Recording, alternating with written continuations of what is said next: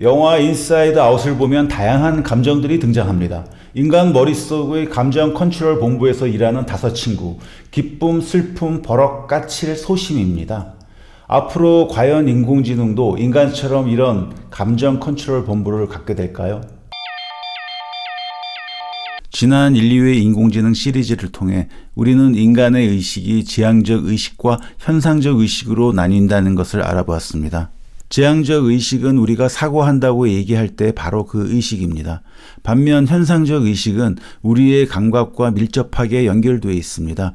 따라서 감각질이라 불리는 이 의식은 남들과 공유할 수 없습니다. 그래서 우리는 이런 결론에 도달할 수 있었습니다. 오로지 기능적인 것을 담당하는 지향적 의식만을 기계화할 수 있다. 지향적 의식은 기대, 믿음, 걱정, 불신, 소망 등의 심리 상태나 태도를 수반합니다. 이 의식들은 얼핏 측정하기 어려운 감정들처럼 느껴지지만 잘 들여다보면 원인과 결과, 확률 등으로 표현할 수 있습니다. 따라서 이 과정을 기능화하면 감정을 가진 것처럼 보이는 인공지능을 만들 수 있습니다. 물론 여기엔 한계가 있습니다. 그런 심리 상태를 가질 수 있지만 이에 수반되는 쾌감, 불쾌감, 고통의 감각은 기능화가 불가능하기 때문입니다. 예를 들어 배가 아플 정도로 웃긴다는 체험을 인공지능은 절대로 할 수 없습니다. 그것들은 감각의 질적 성질, 즉 감각질과 연관된 현상적 의식이니까요. 결론적으로 인공지능은 감정 컨트롤 본부, 즉 기쁨, 슬픔, 버럭, 까칠, 소심이라는 5감정을 가질 수 없을 것 같습니다. 그러나 사람들이 구분하기 어려울 정도로 이런 감정들을 모방하는 것은 가능할 것으로 예측됩니다. 과연 인공지능은 어느 수준까지 모방하게 될까요?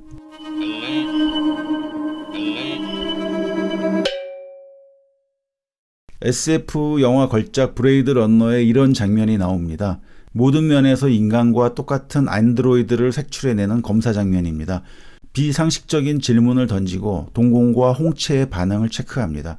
안드로이드가 인간의 기억은 물론 감정까지 모방하도록 학습되어 있기 때문에 그와 같은 섬세한 테스트를 거쳐야 인간인지 아닌지 색출할 수 있다는 설정입니다. 그렇게 거의 완벽하게 인간의 감정을 모방한다는 것은 과연 어떤 의식 상태를 가리키는 걸까요? 예를 들어 그 안드로이드처럼 인간과 겉모습이 똑같고 인간의 지향적인 기능을 완벽하게 수행한다면 우리는 그 영화에서의 설정처럼 인간과 구별하기 매우 힘들어질 겁니다. 만약 우리가 그 안드로이드와 데이트를 한다면 어떤 일이 벌어질까요? 그 안드로이드는 소리나 색깔을 주파수 등 물리적 성질로 파악해 행동하고 상대의 감정을 잘 살피면서 대화하기 때문에 우리는 그 안드로이드가 사람이라고 느끼게 될 겁니다.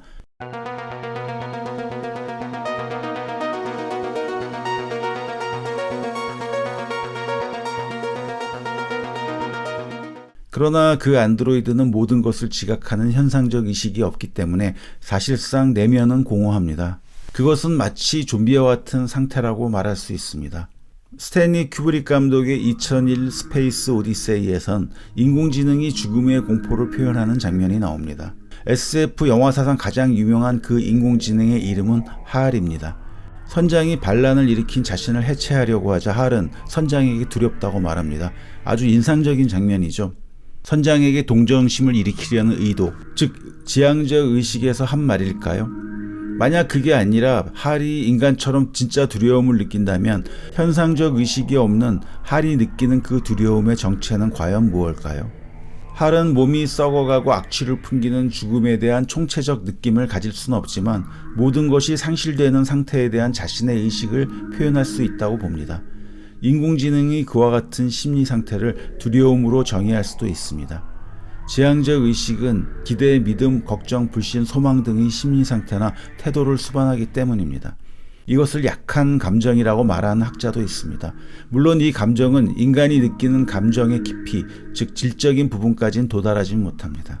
현재까지 인공지능의 감정에 대한 많은 과학적 연구가 진행되어 왔지만 아직 인공지능이 감정을 가질 수 있는지 없는지 판단할 만큼 뚜렷한 성과가 없는 상황입니다.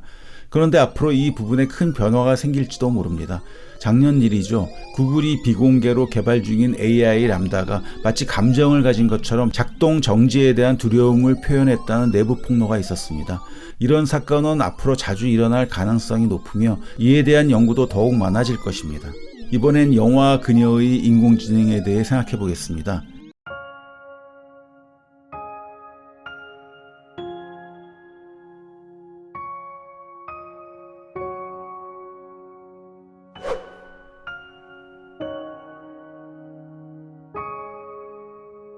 인간 시어도어와 인공지능 사만다가 사랑에 빠진다는 설정인데 흥미로운 것은 사만다가 인간에게 느끼는 사랑입니다. 사만다는 자신이 느끼는 사랑에 대해 이렇게 표현합니다. 이 감정이 진짜일까? 혹시 프로그램된 게 아닐까?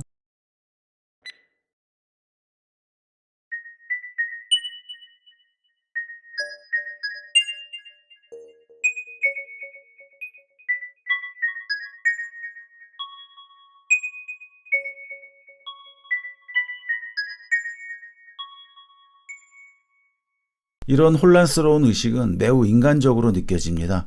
한편 이렇게 스스로 묻는다는 것은 이미 주관적 의식, 즉 감정을 가졌다고 볼 수 있습니다.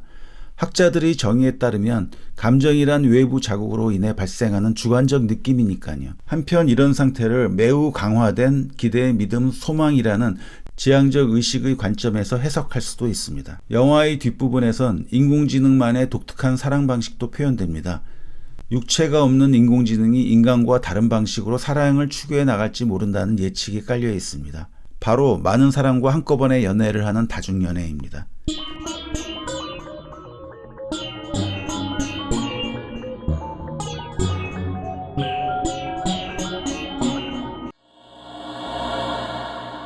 인공지능이 인간과 다른 연애를 할 거란 상상은 충분히 근거 있다고 생각합니다.